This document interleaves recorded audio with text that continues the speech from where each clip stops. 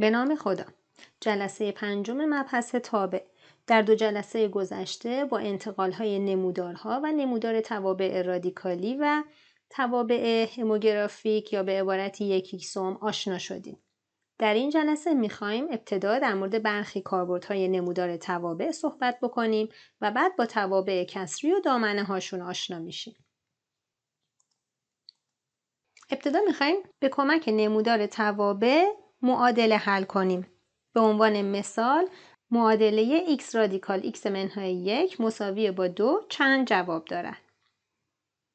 از معادله های گنگ به خاطر دارید که برای حل این معادله شاید لازم باشه طرفین رو به توان 2 برسونیم. ولی اگه به توان 2 برسونیم یه دونه x2 داریم که در این x منهای 1 ضرب میشه و درجه معادلمون رو زیاد میکنه. حالا اگه نخوایم درجه معادله رو از 2 بیشتر کنه که برای ما حل کردنش ممکنه سخت باشه، چیکار میتونیم بکنیم؟ میتونیم دقت کنیم به این که الان اگر x رو 0 بذارم سمت چپ معادله میشه 0 و سمت راست میشه 2 و چون برقرار نیست پس x مساوی با 0 جواب معادله نیست. پس حالا که x مساوی با 0 جواب معادله نیست و x مخالف 0 پس طرفین معادله رو بر x تقسیم میکنیم و معادلمون به این صورت در میاد رادیکال x منهای 1 مساوی با 2x. با توجه به این که من نمودار رادیکال x منهای 1 رو بلدم و نمودار 2x رو هم بلدم، میتونم نمودار این تابع رو رسم کنم، نمودار این رو هم رسم کنم. جایی که y های این دوتا تابع با هم برابر میشن، یعنی جایی که این دوتا تابع هم دیگر رو قطع میکنن، میشه جوابمون و از روی تعداد نقاط مشترک یا نقاط تقاطع میتونیم تعداد جواب ها رو بررسی کنیم. پس اولین کار اینه که نمودار این دوتا تابع رو رسم بکنیم. فرض کنید که این تابع رو fx اسم گذاری بکنم و این تابع رو gx. fx هست رادیکال x منهای 1، یعنی رادیکال x رو 1 واحد ببرم به سمت راست. بنابراین رادیکال x رو 1 واحد به سمت راست میبرم و این میشه نمودار fx مون. حالا gx یعنی نمودار تابع 2x یعنی 1x رو با ضریب 2 دچار کشیدگی عمودی بکنیم. بنابراین اگر 1x رو در نظر بگیرم که به این صورت هست، این و این، حالا همین رو با ضریب 2 میخوام کشیدگی بدم، پس تبدیل میشه به این نمودار. و از این طرف هم اینا نمودارهامون، مجانب های افقی و قائمش رو به خاطر دارید. مجانب افقش 0، y مساوی با 0 و مجانب قائمش هم x مساوی با 0 و به این صورت. حالا سمت چپ نمودار gx که هیچ برخوردی با نمودار fx نداره، ولی الان دارین میبینین که نمودار fx و gx در این نقطه y های مشترک دارن. پس یک جواب داریم که اگر هم بخوایم دقیقاً بگیم که جوابش چقدره، x مساوی با 2 هست که y 1 رو بهمون میده.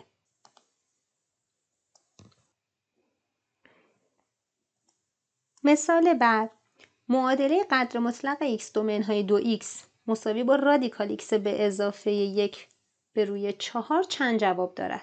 میخوایم رادیکال و قدر مطلق هر جور که هست از بین برن و دیگه وجود نداشته باشن، چون اینا مانع این میشن که من بتونم x ها رو به راحتی محاسبه بکنم. در نتیجه یکی از راه‌ها اینه که طرفین رو به توان 2 برسونم. به توان 2 برسونم میدونم که قدر مطلق هر چیزی به توان 2 با همان چیز به توان 2 برابره، یعنی دیگه وقتی توان 2 حضور داشته باشه قدر مطلق رو میتونم بردارم. رادیکال هم که با توان 2، رادیکال فرجه 2 برداشته میشه.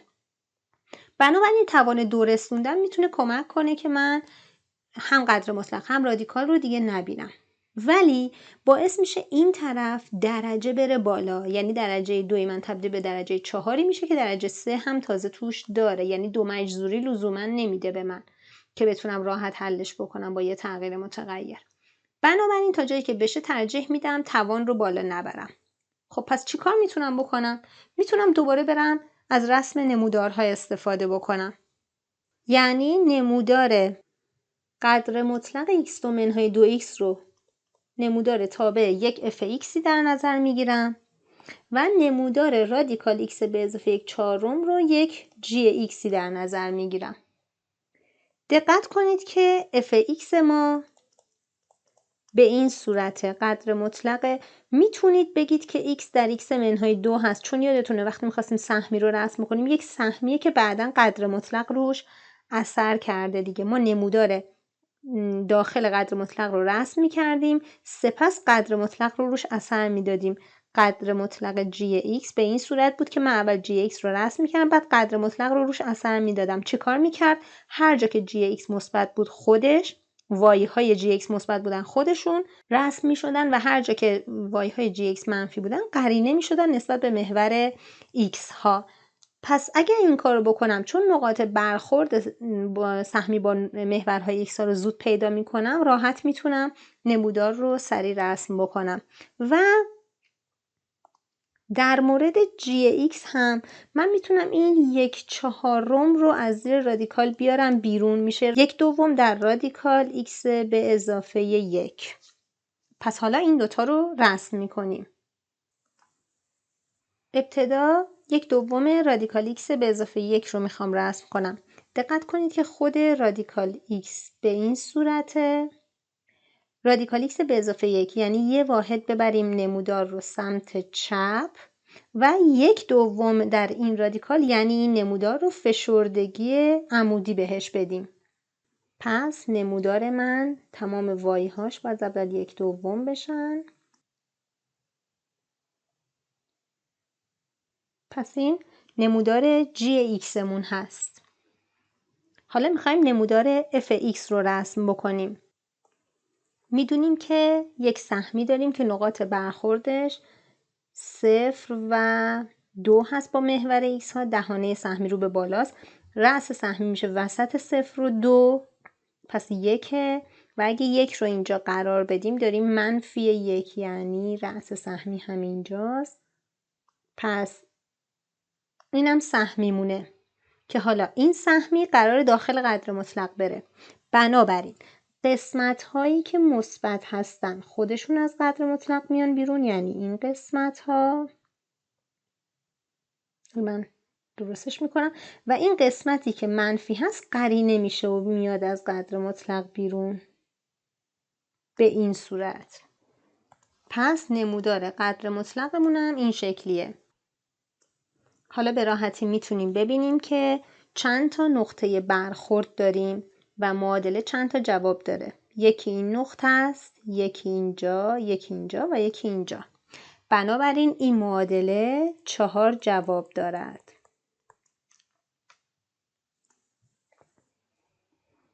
حالا اگر احیانا معادلمون به صورت قدر مطلق x دو منهای 2x مساوی با رادیکال x به اضافه 1 بود چطور؟ در این صورت چند تا جواب پیدا میکرد معادلمون؟ دیدید که رادیکال x به اضافه 1 یعنی رادیکال xی که یک واحد فقط رفته باشه سمت چپ و نمودارش به این صورت بود. این رادیکال x به اضافه 1 بود و اگر رادیکال x به اضافه 1 داشتیم این معادله دارای 2 جواب بود، چون فقط 2 تا نقطه برخورد بین این 2 تا نمودار دارم میبینم. مثال بعد، معادله رادیکال 1 منهای x مساوی با قدر مطلق x منهای 1 چند ریشه دارد؟ دوباره با به توان 2 رسوندن میتونم این قدر مطلق و رادیکال از بین ببرم، ولی دوباره یه قدر مطلق دیگه میمونه که دوباره باید به توان 2 برسونم، یا از تعیین علامت قدر مطلق استفاده کنم و بگم که داخل قدر مطلق وقتی مثبت خودش میاد بیرون، وقتی منفی قرینش میاد بیرون، و برای جبری حل کردنش ممکنه خیلی راه من طولانی بشه، در حالی که میتونم از رسم نمودارها استفاده کنم. قدر مطلق رو باهاش قبلا آشنا شدید و رسم نمودارش رو میدونید. حالا با انتقال ها یه واحد نمودار قدر مطلق رو میارم پایین و بعد قدر مطلق رو روی اون نمودار اثر میدم. پس برای رسم این نمودار رو fx اسم گذاری میکنم و این نمودار رو gx. حالا برای رسم fx میگیم که نمودار به چه ترتیبی باید رسم بشه؟ داریم رادیکال منفی x به اضافه 1.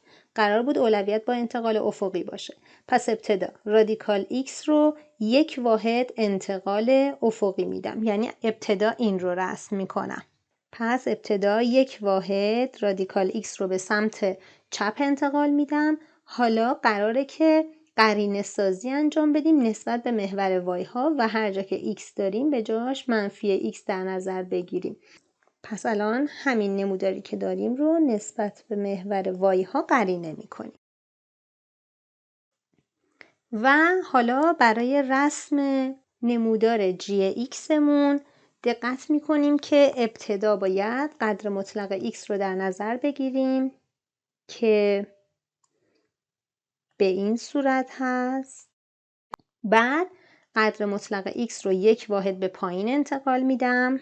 بنابراین به این صورت میشه نمودارم و بعد قدر مطلق رو روش اثر میدم. هر جا این قدر مطلق x منهای 1 مثبت هست این قسمت ها خودشون از قدر مطلق میان بیرون و هر جا که قدر مطلق من منفی بوده نمودارم منفی بوده قرینش میاد بیرون. پس الان این قسمت قرینش از قدر مطلق میاد بیرون، این قسمت هم قرینش از قدر مطلق میاد بیرون و نمودار من در نهایت به این صورت میشه.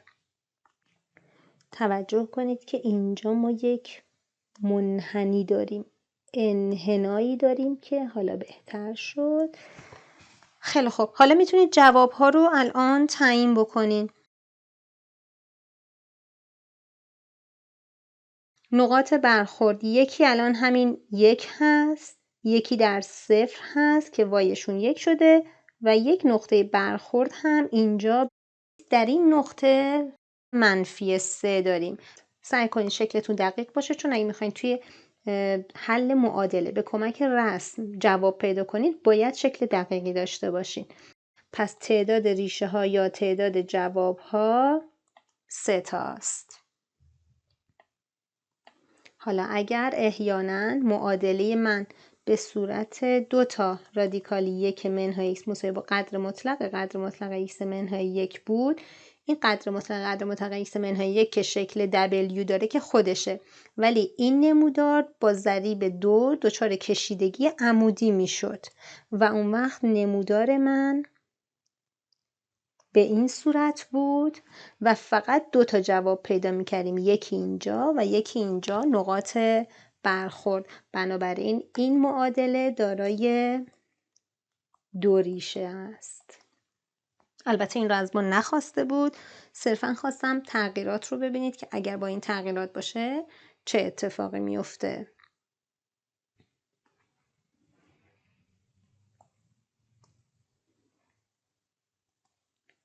مثال بعد، معادله x در قدر مطلق x 2 منهای x منهای 2 مساوی با x به اضافه 1 چند جواب دارد؟ ببینید باز دوباره همونه. من میتونم طرفین رو به توان 2 برسونم ولی درجه زیاد میره بالا. یه x2 اینجا داریم، یه x4 اینجا، درجه 6 میشه. بنابراین ترجیح میدم این کارو نکنم، دوباره میرم از رسم استفاده کنم. قبل از اینکه بخوام این طرف رو کلا یه تابع بگیرم اون طرف رو هم یک تابع و رسم کنم، دقت میکنم که اگر x رو 0 بذارم سمت چپ معادله 0 میشه، سمت راست 1 میشه که مساوی نیستن. بنابراین x مساوی با 0 جواب معادله نیست.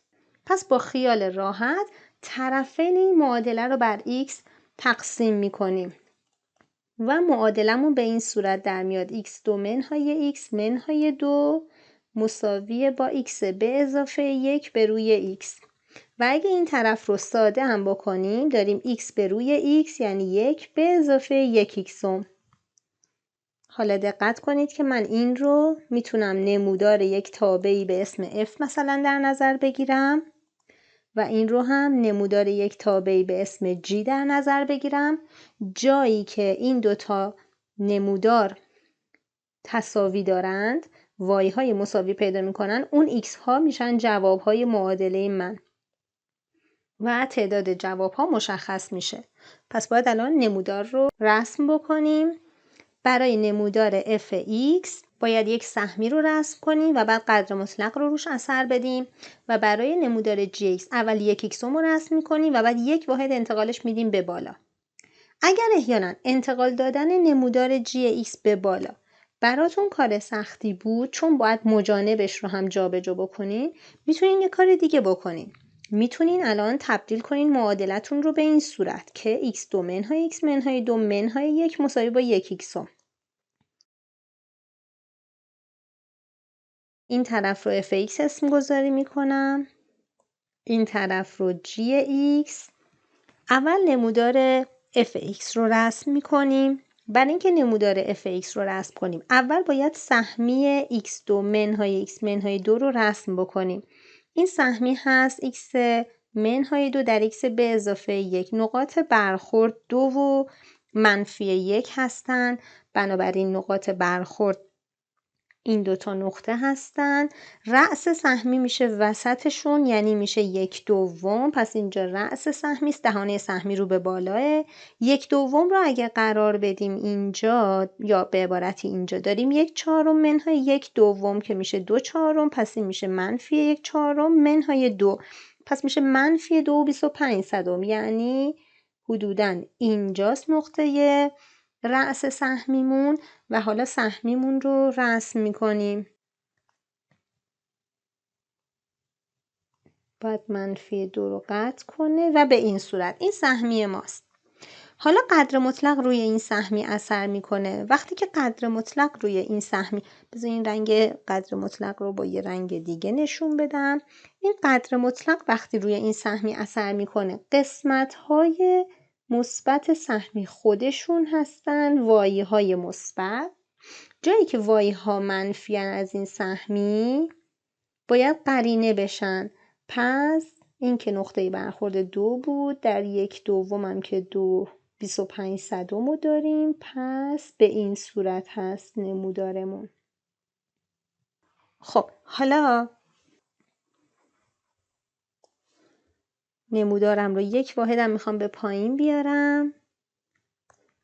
یه خط میکشم که بدونم از این خط پایین تر نمیاد به هیچ عنوان. خب این نقطه یک واحد میاد پایین، این نقطه هم یک واحد میاد پایین و نمودارمون به این صورته. خب این نقطه برخورد میاد اینجا، بنابراین من این رو دارم به این صورت و بعد این هم یه مقداری اومده پایین تر. پس ما این رو داریم. پس نمودارمون در نهایت به این صورت شد. نمودار fx که یک واحد به پایین منتقل شده. نقطه 2، نقطه 1. خب حالا باید یک ایکسوم رو رسم بکنیم. برای اینکه یک ایکسوم رو رسم بکنم، تقارنش هم در نظر بگیرم، در نقطه 1 و 1 که نمودارمون به این صورته و اینم نمودار یک ایکسوممون. میبینید که الان یک ایکسوم و fx همدیگر رو در 3 نقطه دارن قطع میکنن. یکی این نقطه است، یکی این نقطه و یکی هم این نقطه. تعداد جواب هامون 3 تا جواب هست که یکیش x1، یکیش هم x منفی 1 و یکی هم x که بین 2 و 3 هست. عدد دقیقش رو نمیدونیم. حالا بیاین همین نمودار رو ببریم و در جبر هم رسم کنیم و راستی آزمایی کنیم، ببینیم چیزی که به دست آوردیم درست هست یا نه. چون در مورد رسم نمودارها باید خیلی دقیق نمودارها رو رسم کنیم تا بتونیم جوابها رو دقیق پیدا کنیم. اگه من کمی نمودار یک ایکسوم رو دقیق تر نکشیده بودم نادقیق کشیده بودم و این یه مقداری پایین تر بود، این نقطه برخورد رو پیدا نمی کردم و ممکن بود بگم معادله 2 تا جواب داره. پس میریم الان سراغ جبرا. داشتیم قدر مطلق x2 منهای x منهای 2 و بعد بیرون از قدر مطلق منفی 1. خب این نمودار رو میبینید و حالا نمودار دیگه ای که میخوایم رسم بکنیم نمودار 1x هم هست و اینجا هم نمودار 1 به روی x. میبینید که وقتی نمودار رو دقیق رسم میکنیم تعداد جواب هایی که میبینیم همون جواب هایی است که انتظار داریم. یعنی یکی از جواب ها نقطه x منفی 1 y منفی 1، یکی از جواب ها 1 و 1 و یکی از جواب ها هم بین 2 و 3 هست. پس این معادله همونطور که دیده بودیم 3 تا جواب داره. حالا مبحث دیگه ای که میخوایم در موردش صحبت بکنیم از کاربردهای نمودار توابع پیدا کردن دامنه است به کمک نمودار توابع. به عنوان مثال به ما گفته که نمودار تابع f به صورت زیر است. دامنه تابع f دامنه تابعی با این ضابطه رو تعیین بکنید. با توجه به نمودار میتونیم دامنه f رو تعیین بکنیم که چی بوده. الان دامنه f r هست. برد f از این نقطه که نمیدونیم دقیقاً چقدره مشخص نیست تا ظاهراً مثبت بی‌نهایت، چون این دو طرف احتمالاً ادامه داره. اگر ادامه نداشت سر این نقاط رو میبست. خب حالا برای تعیین دامنه این تابع میدونیم که رادیکالی تابع من و فرجش هم زوجه، پس زیر رادیکال باید نامنفی باشه، یعنی منفی x2 در fx باید نامنفی باشه. از طرفی میدونید که منفی x2 همواره نامثبته. بنابراین برای اینکه ضرب این دوتا مثبت یا صفر بشه وقتی این منفی هست پس fx من باید منفی یا صفر باشه. پس میرم دقت میکنم ببینم که fx من از روی نمودار میتونم تعیین کنم که چه علامتی داشته هر جا یا نه. به ازای x ها و fx ها نقاط خاص نمودارمون، نقاط برخوردش با محور x ها هستن نقاط منفی 2، منفی 1، 1 و 2. توی این نقاط fx صفره. به ازای x هایی که کوچکتر از منفی 2 هستن میبینید fx تون الان بالای محور x هاست، یعنی y هاش مثبتن، پس fx ها مثبتن. بین x های منفی 2 و منفی 1 fx پایین محور x هاست، پس fx ها منفی هن. از منفی 1 تا 1 fx ها مثبتن، از 1 تا 2 منفی هن و از 2 به بعد هم مثبت هستن. پس جاهایی که جواب ما هستن جاهایی هست که fx مون منفی یا صفر هست، یعنی این قسمت ها الان جواب هامون هستش. پس دامنه ما میشه از منفی 2 تا منفی 1 اجتماع از 1 تا 2. این جاها جاهایی هستن که fx من منفی یا صفره. یه چیزی رو دقت کنید، اگر x شما صفر باشه هم این حاصل ضرب صفر میشه، اون تساوی صفر رو به شما میده، ولی الان صفر تو این دامنه نیست، پس جداگونه صفر رو هم به این دامنه اضافه بکنید. قرار بود حاصل ضرب اینها منفی یا صفر بشه. مثال بعدی، اگر نمودار تابع y مساوی با fx منهای 2 به صورت زیر باشد دامنه تابع رادیکال x fx چیست؟ خب اول دقت کنید که نموداری که بهتون داده برای این تابع است، یعنی نمودار fx رو به اندازه 2 تا آورده سمت راست. پس من ابتدا این نمودار رو 2 تا میبرم سمت چپ تا ببینم نمودار خود f به چه صورتی بوده. پس اول میخوام 2 تا ببرم سمت چپ با همون نقاط برخورد و سعی میکنم نمودارم هم درست رسم میکنم. در 0 این نقطه شده بوده، الان 2 تا میاد این طرف. در 4 0 شده بوده، الان در 2 0 میشه و احتمالا اگه در 3 ماکسیموم شده بوده الان در 1 ماکسیموم میشه که حالا مثلا اینجاست. خب پس دارم سعی میکنم نمودار رو با همون فرمتی که اون داده رسم میکنم. البته میدونید که الان بیشتر مثبت و منفی بودنا مهمه. خب اینی که با رنگ زرد کشیدم الان f(x) همه. یه بار دیگه میگم نموداری که به من داده بود y مساوی با f(x) منهای 2 بود، یعنی f(x) رو 2 واحد برده بود سمت راست. من دوباره 2 واحد برگردوندمش سمت چپ تا ببینم خود f(x) به چه صورت بوده. حالا میخوام دامنه این تابع رو تعیین کنم.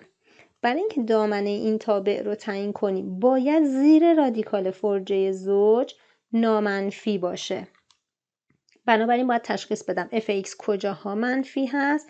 میرم سراغ جدول تعیین علامت و میگم x های من چی باشند، f(x) های من کجا چی شدن. ببینید در 2 محور رو قطع کرده، در -3 و -5. پس ریشه های f مون -5 -3 و 2 هستند. در -5 0، در -3 0، در 2 هم 0.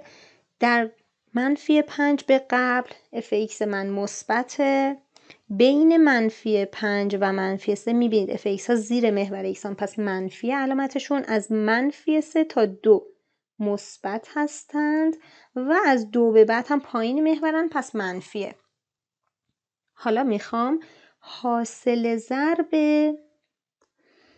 x رو در f(x) علامتش رو تعیین کنم. خود x ریشش چنده؟ 0. بنابراین اینجا میتونم علامت رو اینجوری بذارم و بگم که خب حالا این نقاط، در تمام این نقاط من x f(x) هم 0. درسته؟ حالا اگه میخواین میتونید خط رو امتداد بدین. x های من در این قسمت منفی هن. منفی در مثبت میشه منفی. دارم x ها رو در f(x) علامتش رو ضرب میکنم. در این قسمت x ها منفی هن، f(x) ها هم منفی هن، حاصل ضربشون مثبت. در این قسمت x ها منفی هن، f(x) ها مثبت هن. بنابراین مثبت در منفی منفی. در این قسمت x ها مثبت، f(x) ها مثبت، حاصل ضربشون مثبت. و در این قسمت هم f(x) ها منفی هن، x ها مثبت هن، حاصل ضربشون میشه منفی. پس جواب ما جایی است که f(x) در x مثبت یا 0. پس دامنه این تابع جدیدمون هست از -5 تا -3 اجتماع از 0 تا 2. این سوال کنکور بچهای رشته تجربی بوده برای سال 94. البته سوال خارج از کشور بوده.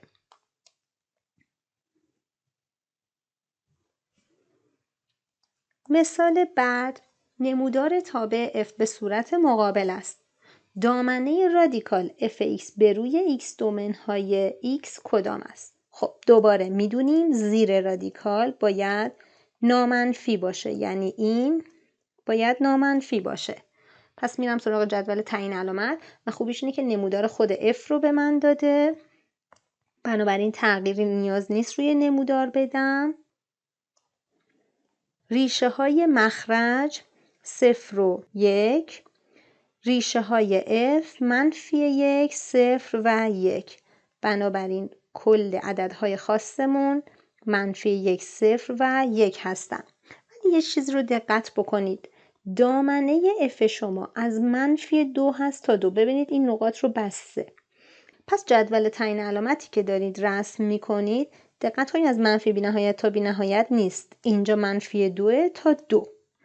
اینجا دیگه نمودار جدول تعیین علامتتون تموم میشه، دیگه مقادیر بعد از این رو ندارید. بسیار خوب، حالا یه بار دارم f(x) رو تعیین علامت میکنم، یه بار x دومنهای x رو و در خط آخر هم اون کسر رو میخوام تعیین علامت بکنم. f(x) من در -1 0 و 1 0 میشه. x دومنهای x هم در 0 و 1 0 میشه. x دومنهای x بین دو ریشه مخالف خارج دو ریشه موافق. f(x) من طبق نمودار از -2 تا -1 زیر محور x هست پس منفیه. از -1 تا 0 هم زیر محور x هست پس منفیه. از 0 تا 1 هم زیر محور x هست پس منفیه. از 1 تا 2 بالای محور x هست پس مثبته. حالا کافیه که این علامت ها رو بر هم تقسیم کنیم. پس من اینجا دارم منفی، اینجا 0 چون صورت رو 0 میکنه، مثبت در منفی منفی، اینجا تعریف نشده چون مخرج رو 0 میکنه، منفی در منفی مثبت، اینجا هم تعریف نشده چون مخرج رو 0 میکنه و منفی مثبت در مثبت مثبت. بنابراین جایی که جوابهای من هستن، جایی که عبارت من مثبت یا 0 میشه. بنابراین دامنه این تابع جدید شما هست از 0 باز تا 1 باز اجتماع 1 تا 2 بسته. دقت کنید که تو خود 2 تابع f تعریف شده مقدار داره و مخرج هم تعریف شده و مقدار داره و مقدارش هم مثبته. اجتماع -1. بنابراین گزینه 4 جوابمونه. حالا میخوایم بریم با توابع کسری آشنا بشیم.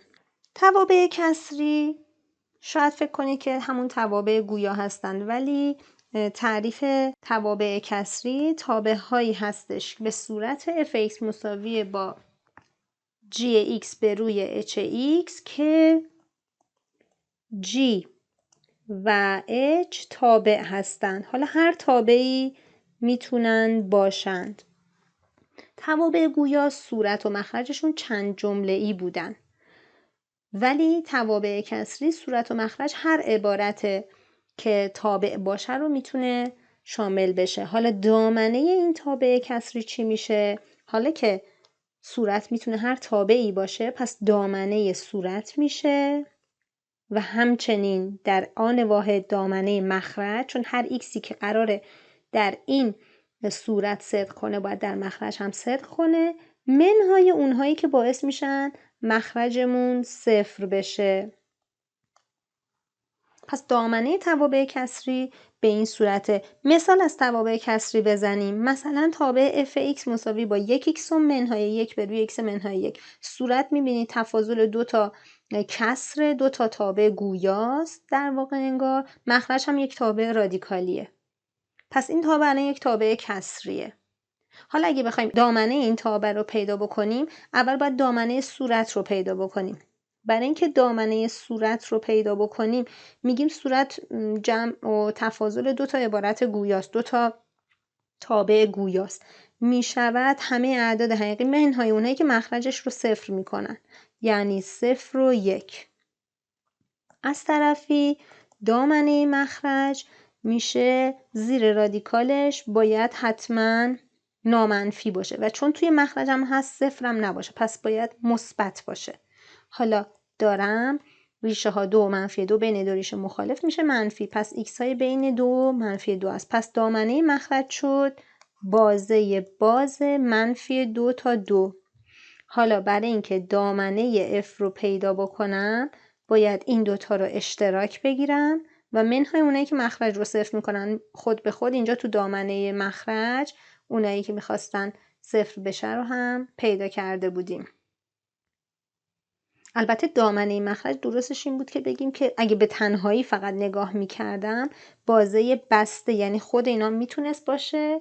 حالا اینجا میگم که پس اشتراک اینا میشه از -2 تا 2 منهای اشتراک این قسمت 0 و 1 منهای این قسمت اونایی که مخرج رو دارن 0 میکنن 2 و 2. درست شد؟ پس الان 2 و 2 برداشته میشه بازه -2 تا 2 که منهای 0 و 1 شده باشه.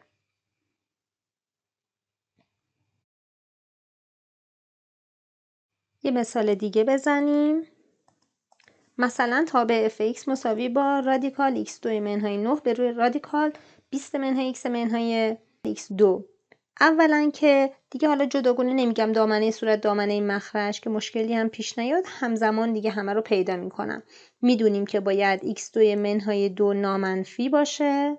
ثانیاً میدونیم مخرج هم باید چون زیر رادیکاله نامنفی باشه و چون توی مخرجه مساوی صفر هم نباشه، پس باید فقط مثبت باشه.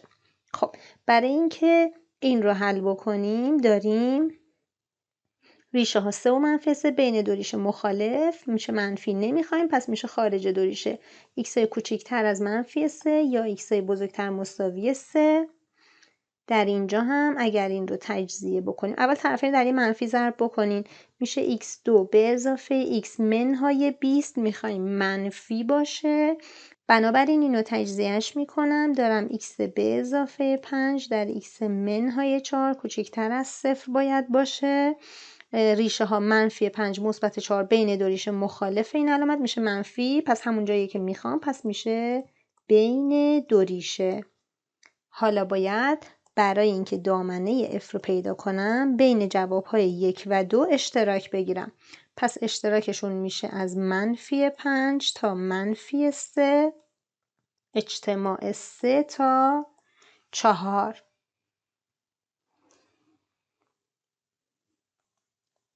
مثال بعدی f(x) مساوی با رادیکال 4 منهای رادیکال 5 منهای x به روی قدر مطلق x به اضافه 2 منهای 3. خب اولا باید 5 منهای x که زیر رادیکال فرج زوجه نامنفی باشه. دوما بازم باید 4 منهای این رادیکال 4 منهای رادیکال 5 منهای x که زیر رادیکال فرج زوجه هم نامنفی باشه. سوما نباید مخرج من x به اضافه 2 منهای 3 صفر بشه. در واقع نباید این قدر مطلق مساوی با 3 بشه. پس 2 تا باید دارم، یه نباید. این نباید همونیه که مخرج صفر نشه. خب حالا دونه دونه حلش کنیم. این میگه که پس x های من کوچکتر مساوی 5'ان. برای اینکه اینو حل کنیم رادیکال میبرم اون طرف، رادیکال 5 منهای x کوچکتر مساوی 4. برای اینکه رادیکال از بین بره با توجه به اینکه هر دو طرف این نابرابری نامنفی هستند، مثبت هستند، در نتیجه طرفین رو به توان 2 میرسونم. 16 بزرگتر مساوی 5 منهای x، پس داریم x های بزرگتر مساوی منفی 11. در اینجا هم اگه قدر مطلق x به اضافه 2 3 بشه، معنیش اینه که یا x به اضافه 2 3 بوده یا x به اضافه 2 منفی 3 بوده. از اینجا داریم x مساوی با 1 و از اینجا داریم x مساوی با منفی 5. اگر که این مجموعه A شما باشه، این مجموعه B شما باشه و این نباید مجموعه سپریم شما باشه، نامطلوب های شما باشه، شما برای پیدا کردن دامنه F میخواین الان A و B و سپریم رو اشتراک بگیرید. بنابراین دارید A و B رو اشتراک میگیرید و C رو ازشون کم میکنید. این به شما دامنه F رو میده. اشتراک این قسمت ها میشه x هایی که از منفی 11 بزرگترن و از 5 کمترن، به جز اونایی که 1 و منفی 5'ان. پس دامنمون هست از منفی 11 تا 5 منهای منفی 5 و 1. مثال بعد m را چنان تعیین کنید که دامنه این تابع مجموعه همه اعداد حقیقی باشه. با توجه به اینکه چیزی که دارم میبینم یک تابع گویاست و تابعهای گویا زیر مجموعه توابع کسری هستند، چون قرار شد صورت و مخرج هر تابعی که میخوام باشن. الان صورت و مخرج تابعهای چند جمله‌ای هستند. پس تابعهای گویا هم زیر مجموعه توابع کسری هستند. و حالا میخوایم مجموعه اعداد حقیقی بشه دامنش، یعنی مخرج من ریشه نداشته باشه. پس اگه میخواد مخرج ریشه نداشته باشه، باید دلتای مخرج منفی باشه. و حالا چون الان ضریب ایکسمون زوجه میتونیم بگیم دلتا پریم منفی باشه. بنابراین ب پریم 2 یعنی منفی ام به توان 2 میشه ام 2 منهای آ3 منهای 3 باید منفی باشه و حالا تعیین علامت میکنیم این عبارت درجه 2 رو. ریشه ها مثبت منفی رادیکال 3 بین دو ریشه مخالف میشه منفی و همون جاییه که من میخوام. پس ام من باید بین مثبت منفی رادیکال 3 باشه. مثال بعدی دامنه تابع رادیکال فلان مجموعه اعداد حقیقیه. دوباره یک تابعی دارم، حالا این تابع رادیکالیه و البته اینم جزو توابع کسریه چون مخرج رو میتونید یه دونه یک در نظر بگیرید. و حالا دامنش آر شده، یعنی زیر رادیکال شما همواره نامنفی هست. برای اینکه یک عبارت درجه 2 همواره نامنفی باشه شما 2 تا شرط دارید، اینکه دلتاش نامنفی باشه و ضریب x2ش مثبت باشه. الان ضریب x2 رو میبینید که مثبت هست، پس این برقرار هست. تنها شرطی که باید بررسی بشه اینه که دلتا باید نامنفی باشه. پس فقط همین شرط رو بررسی میکنم. میگم که باید دلتا نامنفی باشه. دلتا رو تشکیل میدیم B2 M2 منهای 4 آ3 یعنی منهای 4 M منهای 4 کوچکتر مساوی 0. حالا باید ریشه های این رو برای تعیین علامت کردن پیدا کنم. دلتا پریم میگیرم برای معادله بر حسب M دارم ب پریم منفی 2 به توان 2 4 منهای آ3 به اضافه 4 میشه 8. پس ریشه ها هستن منفی ب پریم یعنی 2 به اضافه منهای رادیکال دلتا پریم به روی آ که 1. پس ریشه ها اینن. بین این دو ریشه مخالف علامت ضریب درجه 2 میشه منفی، همونی که ما میخوایم. بنابراین ام من باید بین 2 به اضافه رادیکال 8 و 2 منهای رادیکال 8 باشه. پرسیده بود حد اکثر مقدار ام کدام است؟ حد اکثر مقدار ام 2 به اضافه رادیکال 8 گزینه 1.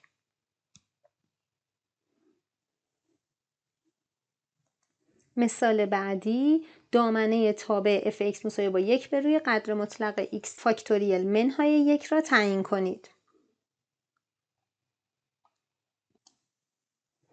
اتفاقی که نباید بیفته اینه که مخرج نباید صفر بشه، یعنی قدر مطلق x فاکتوریل منهای 1 میخوایم صفر نباشه، نباید صفر بشه. بنابراین قدر مطلق x فاکتوریل نباید 1 بشه. خب حالا x فاکتوریل چند فاکتوریل 1 میشد؟ 0 فاکتوریل و 1 فاکتوریل. پس اگر قدر مطلق x من 0 باشه یا 1 باشه، چون 0 فاکتوریل 1 فاکتوریل 1 میشن، این تساوی اتفاق میفته. حالا کی قدر مطلق x 0 میشه؟ وقتی که x 0 باشه. کی قدر مطلق x 1 باشه؟ وقتی که x من مثبت یا منفی 1 باشه. بنابراین دامنه f میشه همه اعداد حقیقی منهای اونهایی که نمیخواستیم اتفاق بیفتن، منهای نبایدها، یعنی منفی 1 0 و 1.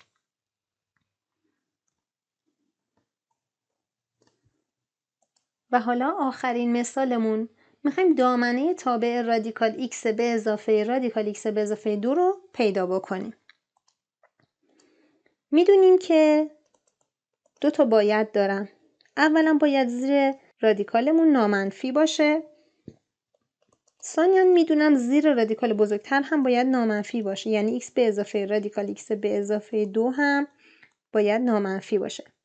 از اینجا به دست میارم x بزرگتر مساوی منفی 2 و از اینجا به دست میارم x بزرگتر مساوی منفی رادیکال x به اضافه 2. x های من ممکنه منفی باشن با توجه به چیزی که دارم در خط بالا میبینم. x ها میتونن منفی باشن، میتونن مثبت باشن. هر دو طرف نامنفی نیستن. پس اجازه نداریم طرفین رو به توان 2 برسونیم. پس من چجوری این نامعادله رو حل کنم؟ برمیگردیم به درسی که اول جلسه گفتیم.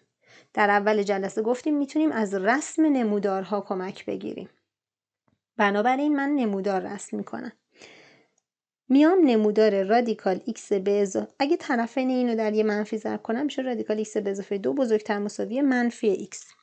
میام یه بار نمودار رادیکال x به اضافه 2 رو رسم میکنم.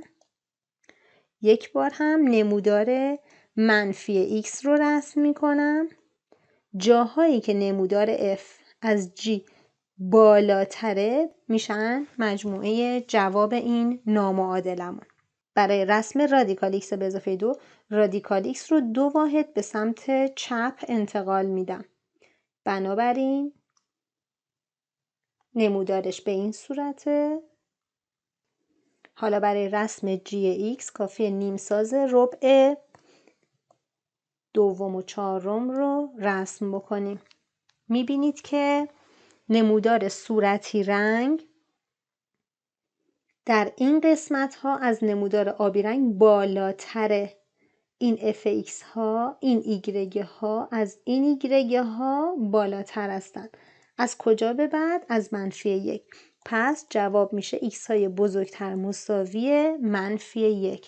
یعنی دامنه تابع من هست از -1 تا مثبت بی نهایت. از -1 به بعد تمام صورتی ها از آبی ها بالاترن. درس این جلسه تموم شد.